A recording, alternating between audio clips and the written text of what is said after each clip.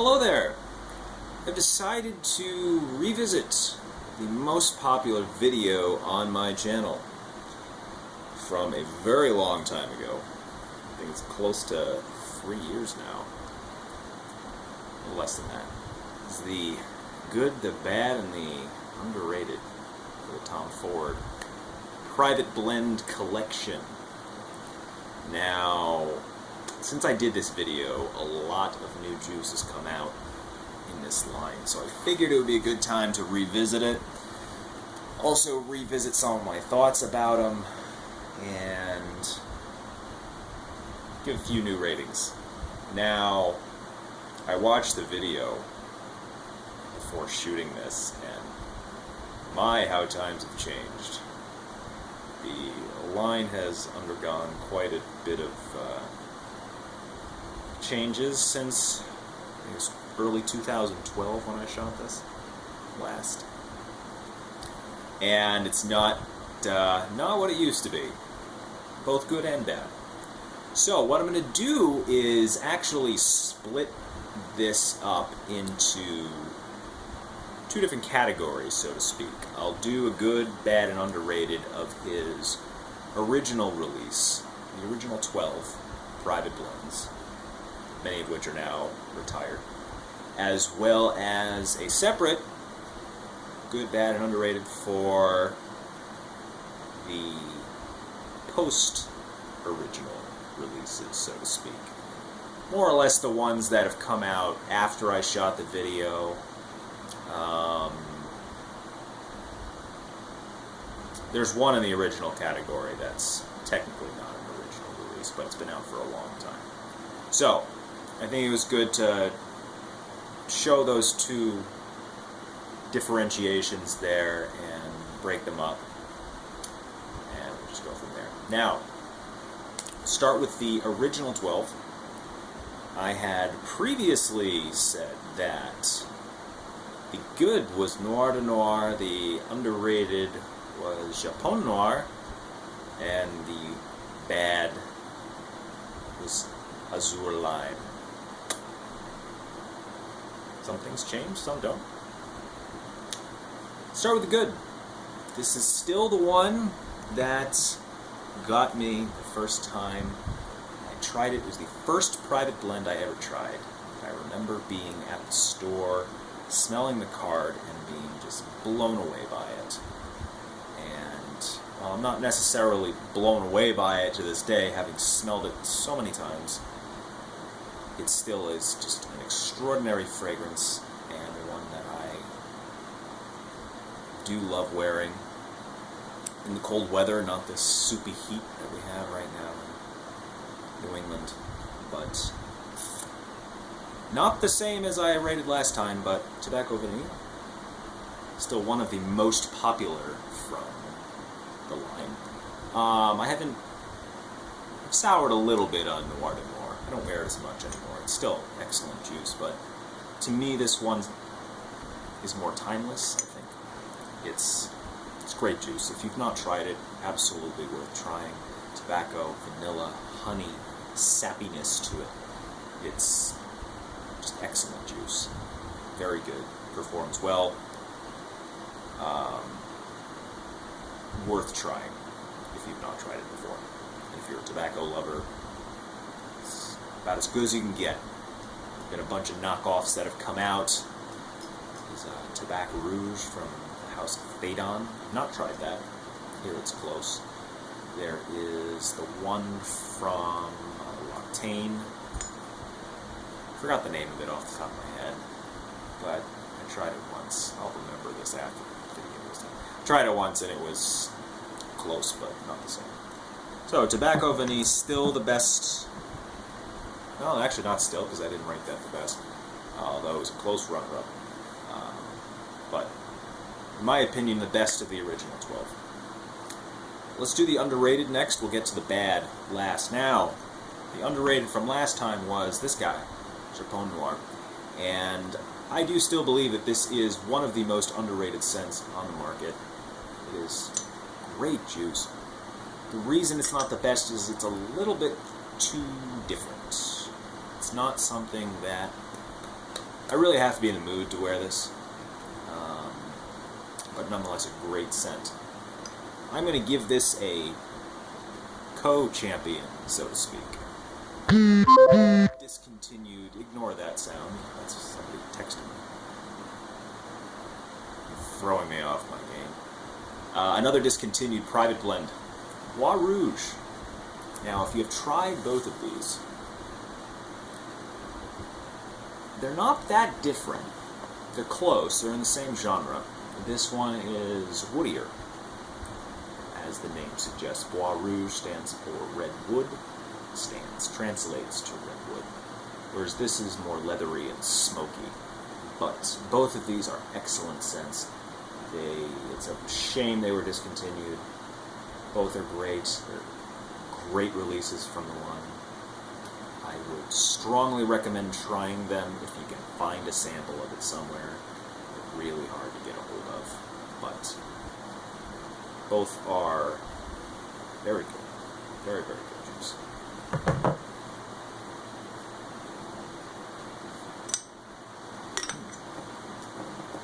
Moving along. The bad.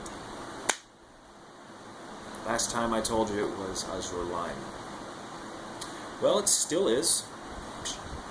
You'll notice that's about all I have of it. This is not an original private blend. It is one of his first releases after the original 12 were released. This came out in 2010. It's just not up to par with the rest of them.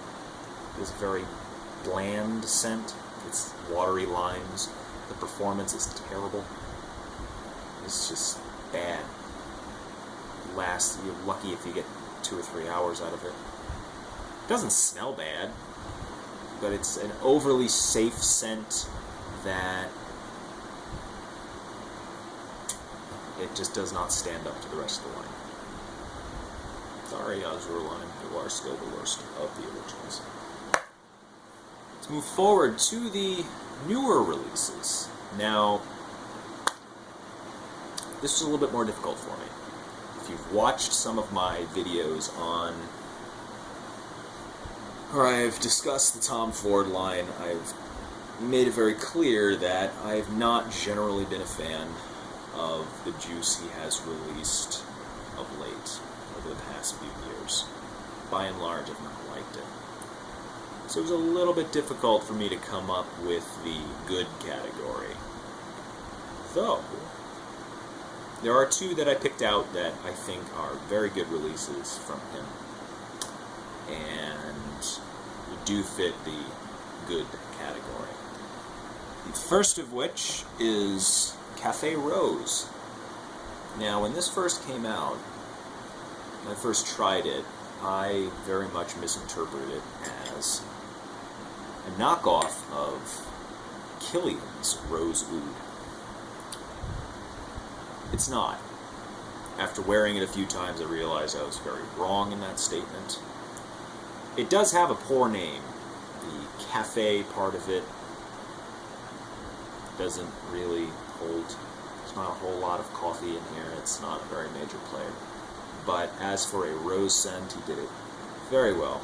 There are multiple types of roses in here, according to his literature. But it's the incense and smoky undertones that really do it for me. And it's really a good scent. It could also fit into the underrated category. Not a lot of people talk about it, but it's very good. And it also layers very well with tobacco vanille. So if you have some of this and you have the tobacco, try layering them together. It comes out smelling very well. So Cafe Rose, one of the best of his later releases. The other one, which many of you probably will agree with me on, Plum Japonais. This guy came out last year in the Atelier d'Orient line. When I first smelled this, I knew I would like it, and I have since then. It is cut from the same mold as Japon Noir, Bois Rouge, some of his original private blends. A lot of people say this smells like Jubilation 25. I don't get that same... I don't get the same connection there, but others do, be that as it may. This is a very good plum scent, though it is a different plum note than you may be used to, as it's a Japanese plum, which is a little bit more sour. It doesn't have the plums you'll find at a grocery store here in the States. Do not smell or taste like this. So, very good scent. Performance is a little bit weak. I'll get to that in a little bit. But nonetheless, the scent itself is very good, very well done. This is one of his good ones. Now, the underrated. Before this little subline came out, I was very skeptical of it. And almost said to myself that I wasn't going to try it, or wasn't going to put too much thought into seeking him out, and I was tired of it. I was tired of this note. You probably know what I'm talking about. I did not want to see more oud. There's been enough oud done. There really has. And we didn't need more. And that's still the case. I still think that there's an overabundance of oud fragrances out there. However, I was wrong. I was very wrong. Both of his oud releases, new oud releases, Tobacco Oud and Oud Fleur, when they came out, are excellent, excellent juices. This one, it's really not an oud fragrance. There's virtually none in there. This is way more about the tobacco. I think it complements the Tobacco Vanille very well, where this is not at all sweet, not whatsoever. This really gets the tobacco leaf note really well. It has a smoldering quality to it that really makes it an excellent scent. If you've not tried it, if you've overlooked it, if you don't want oud, ignore the name. This is not a new fragrance. So, very good release. This guy, Oud Fleur, this really is underrated. Nobody talks about this one. It is an oud rose combo, which, again, has been done ad nauseum. There are like 80 billion of them on the market right now. But somehow he was able to differentiate this juice from the rest of them. Yes, there's oud, there's rose in here. There's also other things. There's some spices, some kind of cinnamon-like note in here. There is some, I don't want to say there's some other kind of wood, or some other kind of floral besides rose, but there's a lot going on here. This is not your typical oud-rose combination. This is not going to smell like the endless number of Montals that are oud and rose, or any of the other ones that have come out. This will be different. So if you have one or two of those in your collection and you're avoiding this because you don't want more, that's a bad idea. This is worth checking out. May not be for everybody, but it is worth the look. This is an oud fragrance. Tobacco is not. This is, most certainly, a spicy oud. Spicy floral oud. Nonetheless, this line, if it were not for the abundance of oud releases over the past few years, I think these would get a lot better press and a lot better reception in the community than they have. It's unfortunate, because there has been an overabundance of oud, and it's not, the idea has been drilled into the ground. It needs to stop. But these are diamonds in the rough. Both very good juices. Try them out. Now for the bad. Honestly, I shot this video in order to do this category, the bad of his recent releases, I don't have anything to show you for this, because, well, number one, I don't have any of the juices that I'm going to quote here, but there's not just one. There's a lot of them. And again, I've mentioned this a few times in the past. He has released a lot. First of all, he's released too much. All of these multi-bottle sublines, the Jardin Noir series, the Atelier d'Orient, even the Ouds coming out with 2 of them. Coming out with 4 at a time is too much. It's blatant money grab. It's watering down the product and lowering the overall quality of the private blend brand name and what it's known for. There's a lot of juice that he has released that has been, simply put, bad. It does not anywhere near stand up to the rest of the line. Heck, I would take Azure Lime over it in many cases. Bottles such as Jonquil de Nuit, Lys Fumé, Shanghai Lily, Fleur de Chine, even Rive d'Ambre, which is a good scent, it smells good, and in theory is good, but performs so bad that it's not worth owning.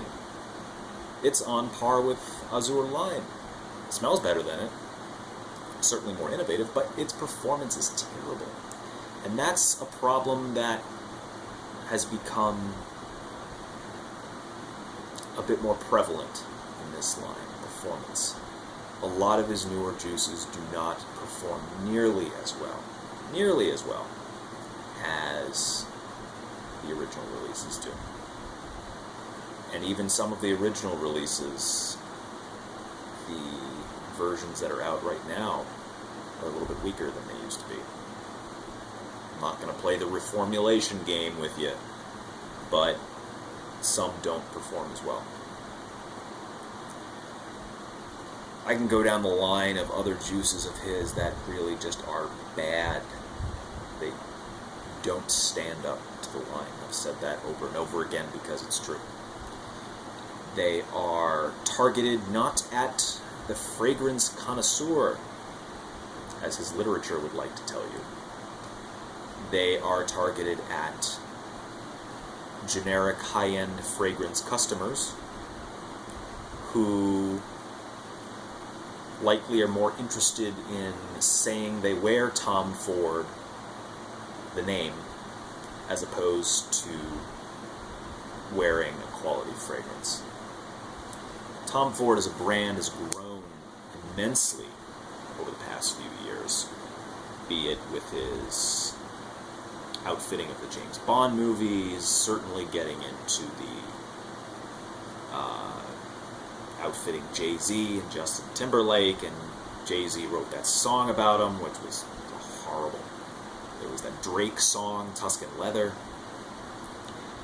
The brand has grown. It is far more well-known than it was just a few years ago, and unfortunately the fragrances that he's released have reflected this popularity and are now targeted at people wanting his name as opposed to people wanting his quality of fragrance. How does he remedy this? Well, stop releasing 10 or 11 new private blends a year. Just enough. Let it go. 1 or 2, max. You can tell when, 3 of the Jardin Noirs have already been discontinued. The Atelier d'Orients, from what I understand, generally don't sell very well outside of the plum. The White Musk line was axed a while ago. They brought back White Suede. But this constant discontinuing of these lines should be a sign that you're not doing something right. When you release 4 things at once, it's difficult to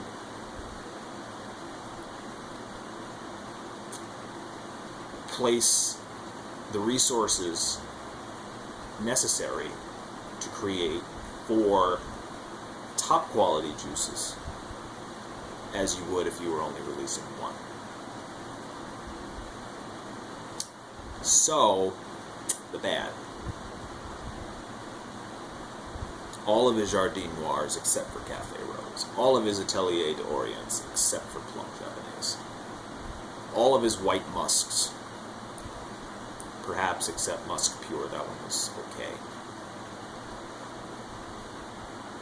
His newer ones, Costa Azzurra and Mandarino de Malfi, were good releases. I think they're good additions. Not great, but good. So I won't lump those into this category just yet. The Ouds, certainly not. But that doesn't leave very much. There's other ones. Lavender Palm. I liked it at first, but it's... well, I wouldn't call it bad. There's a reason it was discontinued. It was very plain. You can go down the line, things like Arabian Wood. It's okay, but really didn't do it. Pedestrian is a word that comes to mind there. And it comes to mind with a lot of things. Started releasing a lot of generic florals, a lot of boring compositions, things that didn't mate with their marketing.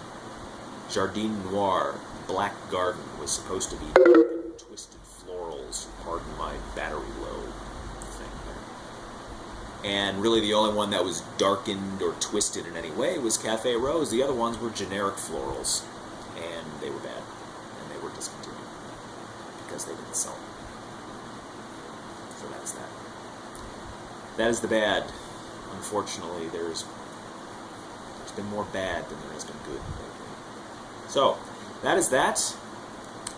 I hope this enlightens you a little bit further as a supplement. Certainly the production quality of this video is better than the original one. And, I don't know, maybe I'll get 11,000 views on this one also. Who knows? But, there it is, the good, the bad, and the underrated. The Tom Ford Private Blends. See you soon.